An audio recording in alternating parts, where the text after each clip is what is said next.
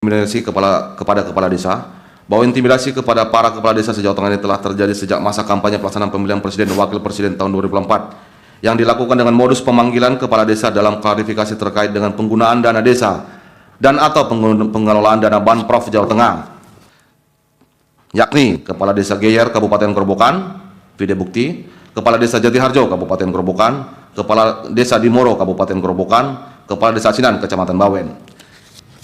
C. Intimidasi kepada KPU Provinsi Jawa Tengah, diantaranya pemanggilan kepada Sekretaris Sekretariat KPU Provinsi Jawa Tengah. D. Intimidasi kepada Bawaslu Provinsi Jawa Tengah. Tim kuasa hukum Andika Perkasa Hendy mendalilkan pelanggaran yang terstruktur, masif dan sistematis khususnya pengerahan aparat kepolisian dalam mendukung pasangan Ahmad Lutfi dan Gus Yassin. Dugaan pengerahan kepolisian ini terlihat baik pada masa sebelum kampanye maupun setelah memasuki masa kampanye. Bukti paling meyakinkan yang disertai bukti-bukti yang disampaikan oleh tim kuasa hukum Andika Perkasa Hendy adalah upaya intimidasi aparat kepolisian baik kepada perangkat desa, Komisi Pemilihan Umum sampai Badan Pengawas Pemilu. Berikut pemaparan tim kuasa hukum Andika Perkasa selengkapnya. Baik, terima kasih Yang Mulia. Izin untuk menyampaikan pokok-pokok permohonan perkara 2 dan 63. Perihal permohonan pembatalan keputusan Komisi Pemilihan Umum Provinsi Jawa Tengah nomor 200 tahun 2024 tentang penetapan hasil pemilihan gubernur dan wakil gubernur Provinsi Jawa Tengah tahun 2024 tertanggal 7 Desember 2024 yang diumumkan pada hari Sabtu tanggal 7 Desember 2024 pukul 17.53 WIB. Yang Mulia Ketua Mahkamah Konstitusi Jalan Merdeka Barat nomor 6 Jakarta Pusat, dengan hormat bersama ini kami: 1. Nama Jenderal TNI Purnawirawan H. Andika M. Perkasa, SE, MA, MSc. 2. Nama Dr. H. Hendrar Prihadi alias Hendy, SE, MM. Pasangan calon gubernur dan wakil gubernur dalam pemilihan calon gubernur dan wakil gubernur di Provinsi Jawa Tengah tahun 2024 nomor urut 01 berdasarkan surat kuasa khusus. Selanjutnya mohon Yang Mulia dianggap telah dibacakan. Kesemuanya adalah advokat atau konsultan hukum pada Badan Bantuan Hukum dan Advokasi Rakyat BBR Pusat PD Perjuangan yang beralamat. Selanjutnya mohon dianggap telah dibacakan Yang Mulia.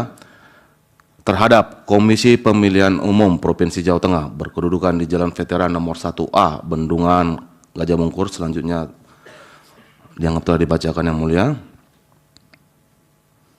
Dalam hal ini mengajukan permohonan kepada Mahkamah Konstitusi perihal penetapan hasil pemilihan gubernur dan wakil gubernur. Selanjutnya telah mohon dianggap dibacakan Yang Mulia. Pertama, kewenangan Mahkamah Konstitusi. Selanjutnya mohon dibacakan Yang Mulia bahwa Mahkamah Konstitusi berwenang. Kedua, tenggang waktu pengajuan permohonan. Selanjutnya telah telah dibacakan Yang Mulia bahwa permohonan dan perbaikan permohonan diajukan dalam tenggang waktu yang sebagaimana diperintahkan perundang-undangan. 3. Kedudukan hukum atau legal standing pemohon. Selanjutnya mohon dianggap telah dibacakan Yang Mulia bahwa permohonan pemohon itu bahwa pemohon memiliki kedudukan hukum.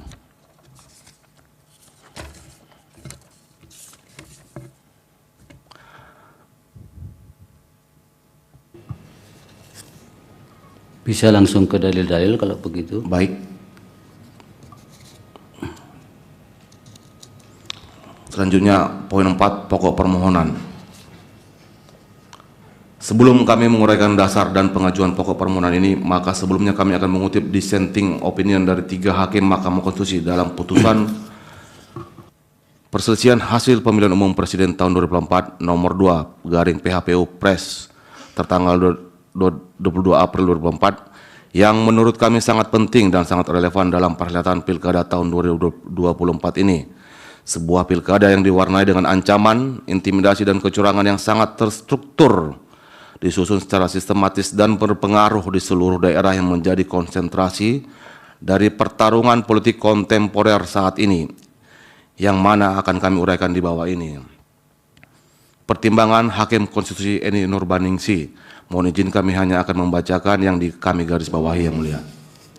Bahwa para pengubah Undang-Undang Dasar 1945 pada saat melakukan perubahan telah bersepakat bulat memasukkan prinsip atau azas pemilu yang dilaksanakan secara langsung, umum, bebas, rahasia, jujur, adil, dan dilaksanakan secara berkala sebagai bagian yang esensial untuk mewujudkan kedaulatan rakyat. Hal ini sejalan dengan semangat bangsa yang dituangkan dalam pokok-pokok reformasi pembangunan dalam rangka penyelamatan dan normalisasi kehidupan nasional sebagai haluan negara, yang merupakan pernyataan kehendak rakyat untuk mewujudkan pembaharuan di segala bidang pembangunan nasional, termasuk bidang politik. Semangat tersebut dimaksudkan agar pelaksanaan pemilu tidak mengulang lagi kondisi yang pernah berlangsung selama pemerintahan sebelum reformasi. Hakim lainnya dianggap cukup. Hakim satunya, kan ada 3 hakim. Silakan. Benar yang mulia, saya lanjut di halaman 8. Dalam konteks ini berlaku aksioma bahwa dalam sistem politik yang demokratis, demokrasi tidak mungkin diwujudkan tanpa adanya rule of law. Namun rule of law juga harus dilandasi oleh rule of ethic. Oleh karena itu, aturan main yang telah ditentukan dalam Undang-Undang Pemilu tidak boleh bias terhadap individu maupun kelompok tertentu. Tujuannya agar dalam berkontestasi dapat dicapai kondisi kesetaraan, yakni kesetaraan dalam kontestasi pemilu, sehingga masing-masing pihak dapat berpartisipasi secara penuh, terbuka, dan adil. Oleh karenanya, dalam penyelenggaraan pemilu, penyelenggara pemilu, Inkasu, KPU, dan Bawaslu beserta jajarannya, aparat pemerintah, peserta pemilu, pemilih, serta semua pihak yang terkait harus benar-benar bersikap dan bertindak jujur. Dengan demikian, setiap pemilih dan peserta pemilu mendapatkan jaminan perlakuan yang sama, serta bebas dari kecurangan pihak manapun dan dalam bentuk apapun, sesuai dengan maksud pasal 22E ayat 1 Undang-Undang Dasar 1945. Ya, sudah dianggap cukup untuk 1 hakim itu. Hakim yang berikutnya. Baik, yang mulia, pertimbangan Hakim Konstitusi Hasan Isra di halaman 10. Bila mana hanya sebatas keadilan prosedural, asas pemilu jujur dan adil dalam Undang-Undang Dasar 1945 tersebut tidak akan pernah hadir, sebab pemilu di masa Orde Baru pun berjalan memenuhi segala prosedur yang ada, yaitu dilaksanakan dengan memenuhi standar mekanisme yang ditentukan dalam Undang-Undang Pemilu saat itu. Namun secara empirik, pemilu Orde Baru tetap dinilai curang, karena secara substansial pelaksanaan pemilunya berjalan dengan tidak fair, baik karena faktor pemilihan pemerintah pada salah satu kontestan pemilu, maupun karena faktor praktik penyelenggaraan pemilu yang tidak memberikan ruang konsistensi yang adil bagi semua kontestan pemilu. Saya lanjut di halaman 11-nya langsung, yang mulia. Apabila mahkamah dipasung dan dibatasi hanya untuk menilai atau memeriksa angka semata, sama saja dengan menurunkan derajat amanah konstitusi dalam menjaga nilai-nilai konstitusi dan prinsip-prinsip demokrasi. Secara empirik, mahkamah tidak membatasi diri sekadar hanya untuk memeriksa dugaan kesalahan perhitungan atau perbedaan selisih suara semata. Dalam hal ini, untuk mewujudkan roh pasal 24 ayat 1 Undang-Undang Dasar 1945 dalam menyelenggarakan peradilan guna menegakkan hukum dan keadilan, mahkamah tidak memasung dirinya dengan taksif sempit hanya sebatas angka. Jikalau mahkamah memasung diri hanya sebatas angka, upaya mewujudkan pemilu berintegritas tidak ubahnya seperti mencari jarum dalam tumpukan jerami. Oleh karenanya, perdebatan perihal apakah mahkamah hanya berwenang untuk memeriksa perselisihan angka saja harus diakhiri. Sebagai peradilan konstitusi, mahkamah akan terus dan harus terus berfokus pada memeriksa berbagai persoalan yang dapat mempengaruhi hasil pemilu. Selain itu, saya menyadari constraint waktu dalam proses pembuktian dalam pemeriksaan perselisihan hasil pemilu presiden dan wakil presiden sangat terbatas dan relatif singkat. Oleh karena itu, sebagai seorang hakim, saya memandang bahwa karakteristik pembutuhan tersebut harus ditempatkan dalam kerangka untuk memberikan atau menumbuhkan keyakinan hakim dengan menggunakan standar yang tidak mungkin disamakan persis dengan pembuktian material yang secara ketat menggunakan prinsip beyond a reasonable doubt. Ya, selebihnya dibacakan. Masih ada lagi? Pertimbangan Hakim Konstitusi Arif Hidayat, yang mulia. Yang mana yang mau ditekankan ini? Halaman 12, yang mulia. Silakan. Dalam rangka melaksanakan prinsip rule of ethic dan agar semua penyelenggara negara tunduk pada nilai etika yang luhur yang terdapat dalam Pancasila, maka pelaksanaan rule of ethic perlu ditegakkan oleh suatu mahkamah etika nasional, sehingga penyimpangan etika dalam penyelenggara negara dapat dihindari. khususnya cawe-cawe presiden dalam pemilu di masa yang akan datang, yang tidak hanya merupakan tindakan abuse of power, tetapi juga abuse of ethic. Selanjutnya saya akan lebih jauh mempertimbangkan pokok-pokok permohonan para pemohon yang dianggap penting disampaikan dalam rangka untuk tetap menjaga nyala obor demokrasi di bumi pertiwi yang belakangan ini telah meredup karena tangan-tangan oligarki yang merusaknya dan meninggalkan noda hitam dalam kanvas perjalanan demokrasi bangsa yang sulit diubah. Demikianlah kiranya pertimbangan luar biasa dari pemikiran Hakim Konstitusi Republik Indonesia yang menurut kami haruslah ditanamkan dan ditumbuh kembangkan dalam perjalanan sejarah bangsa kita seterusnya. Dalam perjalanan sejarah bangsa yang hendak maju ke depan dengan merawat konstitusi dalam sistem demokrasi yang telah diamanatkan para pendiri bangsa. Sistem demokrasi yang saat ini menghadapi badai yang dahsyat yang meninggalkan jejak kerusakan dimanapun jari telunjuknya diarahkan. Dalam hal ini jari telunjuknya kini telah mengarah pada Provinsi Jawa Tengah yang dengan niat jahat menggunakan modus operandi yang sama dengan Pilpres 2024, tentunya dengan penyesuaian, yakni penggunaan kewenangan alat negara untuk mengintimidasi rakyat sendiri. Maka untuk selanjutnya saya kiranya mohon langsung ke dalil-dalilnya apa yang berkaitan dengan Jawa Tengah, silakan. Baik, Yang Mulia, izin kami bacakan ini juga. Mohon Hakim Konstitusi dalam memeriksa perkara ini mengerti bahwa kami tentu memiliki batasan kemampuan dalam membuktikan secara material kecurangan TSM alat negara tersebut. Di tengah bertebarnya ancaman hukum oleh yang berkuasa dan intimidasi bagi siapapun yang hendak bersaksi dan memberikan alat bukti di persidangan yang terhormat ini. Selanjutnya dibacakan Yang Mulia. Silakan. Halaman 13 poin pertama, bahwa berdasarkan penetapan hasil perhitungan suara oleh termohon, perolehan suara masing-masing pasangan calon sebagai berikut. Nomor urut 1, Jenderal TNI Purnawirawan H. Anjing Perkasa memperoleh suara 7.870.084 suara. Nomor urut 2, Ahmad Lutfi dan Tas Yasin 11.390.191 suara dengan selisih suara sekitar 3.520.107 suara. Selanjutnya saya anggap dibacakan Yang Mulia. Halaman 14 poin 3, bahwa Mahkamah Konstitusi dalam menangani sengketa pemilu kada haruslah dapat menciptakan terobosan. Itu sudah Pak, itu sudah dianggap dibacakan. Yang dibacakan poin-poin pelanggarannya apa kalau dugaan-dugaan yang ada didalilkan di sini, silakan. Baik, poin pada 3, substansinya. Baik, poin 3 saya anggap dibacakan Yang Mulia. Poin 5, 4 dan 5 saya anggap dibacakan Yang Mulia. Saya lanjut langsung ke halaman 19. Poin 7, bahwa selama masa kampanye pemilu kada di Jawa Tengah berlangsung banyaknya indikasi pelanggaran yang tersifat terstruktur sistematis dan masif. Adapun pelanggaran pemilihan money politik yang bersifat terstruktur sistematis tersebut adalah sebagaimana pemohon uraikan di bawah ini. Saya lanjut ke halaman 22 Yang Mulia. Silakan.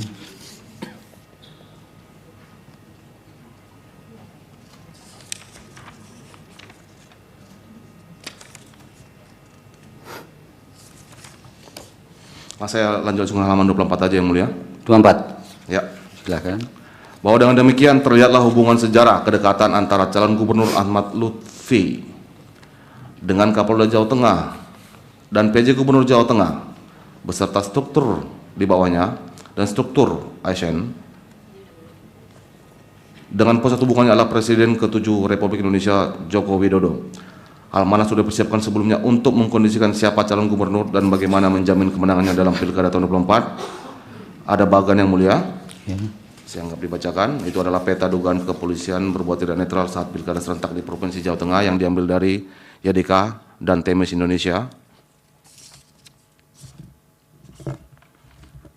Saya lanjut ke halaman 25 Yang Mulia. Ketiga, keterlibatan, keberpihakan, dan ketidaknetralan kepala desa yang melakukan tindakan yang menguntungkan salah satu pasangan calon, yaitu pasangan calon gubernur dan wakil gubernur Jawa Tengah, Ahmad Lutfi dan Tas Yasin.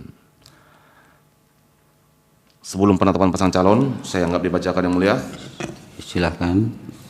Setelah penetapan pasangan calon, 26 ya. Iya yang mulia, saya maju ke halaman 27 langsung setelah penetapan pasangan calon. Pertama, PKD Kabupaten Kendal telah mengadakan pertemuan paguyuban kepala desa. Yang selanjutnya saya nggak dibacakan. Kedua, PKD Kabupaten Banyumas telah mengadakan pertemuan paguyuban kepala desa se-Kabupaten Banyumas dengan judul kegiatan silaturahmi dan konsolidasi kepala desa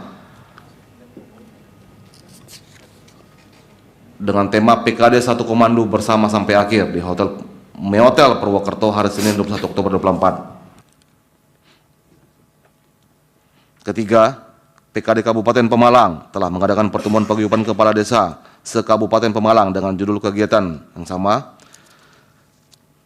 PKD 1 Komando bersama sampai akhir di Hotel Grandian, Kecamatan Wiradesa, Kabupaten Pekalongan. Keempat, PKD tingkat Jawa Tengah mengadakan kegiatan silaturahmi di halaman 28 yang mulia dan konsolidasi organisasi paguyuban kepala desa se-Jawa Tengah dan slogan 1 Komando bersama sampai akhir bertempat di Hotel Gumaya Semarang pada hari Rabu 23 Oktober 2024 yang digerebek Bawaslu Kota Semarang pada pukul 21.00 WIB. Peserta rapat yang terdeteksi oleh Bawaslu berjumlah 90 orang merupakan perwakilan ketua dan sekretaris PKD di kabupaten kota se-Jawa Tengah, yang diantaranya merupakan perwakilan Kabupaten Pati, Kabupaten Rembang, Kabupaten Blora, Sukoharjo, Sragen, Kabupaten Purworejo, Klaten, Wonogiri, Cilacap, Brebes, Pemalang, Kendal, Demak, dan Kota Semarang. Pertemuan PKD ini pernah dilaporkan ke Bawaslu dan oleh Bawaslu dinyatakan tidak ditemukan adanya pelanggaran. Selanjutnya saya lanjut ke halaman 29, peta pertemuan kepala desa dengan sumber YDK dan TMS Indonesia. Ada gambar petanya yang mulia. Selanjutnya saya baca di sistematis saja yang mulia, di halaman 30. Ada yang dijadikan stressing untuk sistematis pada bagian apa? B. Intimidasi kepada kepala desa. Bahwa intimidasi kepada para kepala desa se-Jawa Tengah ini telah terjadi sejak masa kampanye pelaksanaan pemilihan presiden dan wakil presiden tahun 2024 yang dilakukan dengan modus pemanggilan kepala desa dalam klarifikasi terkait dengan penggunaan dana desa dan atau pengelolaan dana Banprov Jawa Tengah pada masa kampanye pemilihan gubernur dan wakil gubernur Jawa Tengah tahun 2024 ini. Hal ini kembali dilakukan dengan melakukan pemanggilan khususnya terhadap kepala desa yang tidak memberikan dukungan secara terbuka kepada Ahmad Lutfi, yakni Kepala Desa Geyer Kabupaten Grobogan, video bukti, Kepala Desa Jatiharjo Kabupaten Grobogan, Kepala Desa Dimoro Kabupaten Grobogan, Kepala Desa Sinan Kecamatan Bawen. C. Intimidasi kepada... Yang A tidak dibacakan. Tidak yang mulia. Kenapa? Yang kami bacakan. C.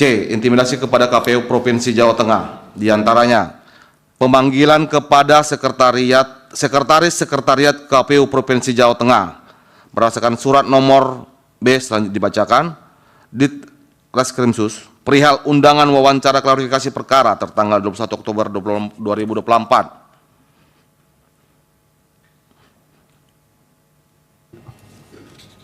Apalagi? Lanjut ke halaman 31 yang mulia. Bahwa penyelidik unit 3 subdit 3 Tipikor di Reskrimsus Polda Jateng sedang melakukan pengumpulan bahan dan keterangan dokumen dalam rangka penyelidikan terkait dugaan tindak pidana korupsi pada Satuan Komisi Pemilihan Umum tahun anggaran 2023 dan tahun anggaran 2024 sebagai berikut. A. Fasilitas pengelolaan desain surat suara, dibacakan yang mulia. B. Fasilitas pengelolaan desain surat suara, dibacakan yang mulia. C. Perlengkapan pemungutan suara.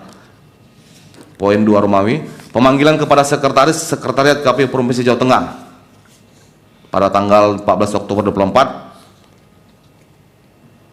bahwa penyelidik unit 3 subdit 3 Tipikor di Reskrimsus Polda Jateng sedang melakukan pengumpulan bahan keterangan dan dokumen terkait dugaan tindak pidana korupsi dalam pengadaan penanda identitas PTPS dan pengadaan identitas pengawas TPS tahun anggaran 2023. D. Intimidasi kepada Bawaslu Provinsi Jawa Tengah, diantaranya pemanggilan kepada Ketua Bawaslu Provinsi Jawa Tengah berdasarkan surat nomor B yang dibacakan perihal permintaan dokumen tertanggal 14 Oktober 2024 yang pada pokoknya menyampaikan bahwa penyidik unit 2 subdit 3 Polda Jateng sedang melakukan pengumpulan bahan dan keterangan dan dokumen dalam rangka penyelidikan terkait dengan dugaan tindak pidana korupsi terkait pengadaan penanda identitas dan pengadaan identitas pengawas TPS dengan nilai pagu 4 miliar rupiah. Lanjut ke halaman 32, izin yang mulia. Langsung ke poin 3 yang mulia. Pertemuan kepala desa se-Jawa Tengah yang tergabung dalam paguyuban kepala desa dalam rangka mobilisasi dukungan kepada pasangan calon gubernur dan wakil gubernur Jawa Tengah Ahmad Lutfi Hasin nomor urut 2 dengan tujuan untuk membentuk tim kampanye tingkat desa. Pertemuan kepala desa se-Jawa Tengah ini kemudian dibubarkan atau mengubarkan diri setelah didatangi Bawaslu atau oleh personal DPC PD Perjuangan sebagai berikut. A. Deklarasi sejumlah kepala desa se-Kabupaten Banyumas. B. Arahan dan dukungan terbuka kepala desa se-Kabupaten Pati. Video buktinya yang mulia. C. Kepala desa se-Kabupaten. Sebentar, oleh siapa ini? Yang B. Arahan dan dukungan terbuka kepala desa se-Kabupaten Pati. oleh siapa ini arahan ini? Itu arahan dan dukungan terbuka dari kepala desa yang mulia. Jadi kepala desanya ada video. Yang mengarahkan siapa ini? Kepala desanya sendiri mengarahkan yang mulia. Sama mereka? Iya. Oke. Kepala desa se-Kabupaten Pemalang mengadakan pertemuan untuk silaturahmi dan konsolidasi di salah satu hotel di Kabupaten Pekalongan. D. Perwakilan kepala desa se-Jawa Tengah mengadakan pertemuan di Hotel Gumaya Semarang. E. Kepala desa melakukan pembentukan tim tiap desa, hal mana merupakan tindak lanjut dari pertemuan kepala paguyuban kepala desa Jawa Tengah. Lanjut kepada Selebihnya yang mulia. silakan. Melalui forward message ke WhatsApp grup PKD Kabupaten Banyumas agar kepala desa, ini merupakan yang kita anggap sebagai bagaimana cara pemenangan di tingkat bawahnya yang mulia, agar kepala desa selaku koordinator desa Kordes dapat membentuk dan menyetor nama serta nomor HP. Pertama, tim 08 per desa. Kedua, saksi luar per TPS per desa. 3. Setor nama RT RW desa dan nomor handphone maksimal data terkumpul tertanggal 28 Oktober 2024. Video bukti. Lanjut ke C masif yang mulia.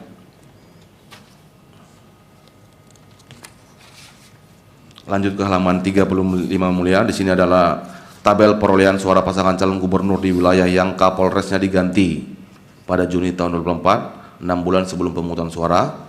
Di sini kami buat selisih dan persentasenya kira-kira mulia, di mana seluruh wilayah yang Kapolresnya diganti. Berapa Kapolres ini? 15 yang mulia. Akhirnya memang suara pasangan nomor urut pasangan suara Lutfi itu memenangkan dan mengalahkan suara dari pasangan nomor urut 1. 15 Kapolres ini ya? Benar yang mulia. Kemudian halaman 36 kedua, terjadi peningkatan perolehan suara kepada pasangan calon nomor urut 2 yang tidak wajar di daerah-daerah kepala desanya dipanggil dalam proses penyelidikan dan atau dalam ikut pertemuan sosialisasi konsolidasi kepala desa yang diadakan oleh paguyuban kepala desa. Ini ada tabel yang mulia.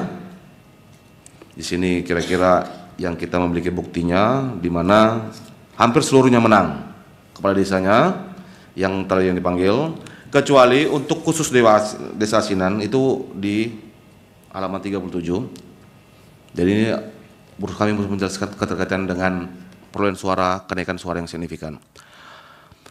Khusus untuk kepala desa Asinan, Kecamatan Bawen, Kabupaten Semarang yang juga dipanggil oleh Polres tapi dengan tegas menolak untuk ikut-ikutan mendukung paslon nomor urut 2 dan kemudian bertindak netral.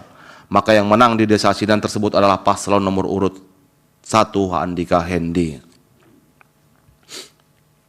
Hal di atas menunjukkan keterkaitan kemauan kepala desa untuk mendukung paslon nomor urut 2 dan panggilan kepolisian serta paguyuban kepala desa dengan hasil perolehan suara paslon nomor urut 2 di wilayahnya. Ketiga, politik uang. Tiga, politik uang dan perbuatan menjanjikan dan atau memberikan uang atau materi lainnya dalam mempengaruhi pemilih. Selanjutnya saya anggap dibacakan yang mulia. Ini berkisar tentang pembagian minyak goreng minyak Baik, kita. kalau sudah nggak ada lagi yang masih Dan apa lagi? sembako. Yang masih, kalau masih, kalau tidak langsung petitumnya saja. Baik yang mulia, intinya pembagian sembako dan minyak goreng. Kemudian saya anggap poin 8, 9, 10, 11, 12, 13, 14. Dianggap dibacakan ya. Dianggap dibacakan yang mulia. 15 dianggap dibacakan, selanjutnya langsung ke petitum yang mulia. Berdasarkan dalil-dalil pemohon di atas, pemohon dengan segala hormat memohon kepada Yang Mulia Majelis Hakim Mahkamah Konstitusi untuk menjatuhkan putusan dengan amar sebagai berikut. 1. Mengabulkan permohonan pemohon untuk seluruhnya, membatalkan keputusan Komisi Pemilihan Umum Provinsi Jawa Tengah nomor 200 tahun 2024 tentang penetapan hasil pemilihan gubernur dan wakil gubernur Provinsi nomor 200 tahun 2024 tertanggal 7 Desember 2024 dalam pemilihan gubernur dan wakil gubernur Provinsi Jawa Tengah tahun 2024 yang diumumkan termohon pada hari Sabtu tanggal 7 Desember 2024 pukul 17.53 waktu Indonesia Barat sepanjang mengenai perolehan suara pasangan calon nomor urut 2 atas nama Ahmad Lutfi dan Taj Yassin. 3. Membatalkan atau mendiskualifikasi pasangan calon nomor urut 2 atas nama Ahmad Lutfi dan Taj Yassin sebagai pemenang garing calon gubernur dan wakil gubernur terpilih dalam pemilihan umum kepala daerah dan wakil kepala daerah Provinsi Jawa Tengah tahun 2024.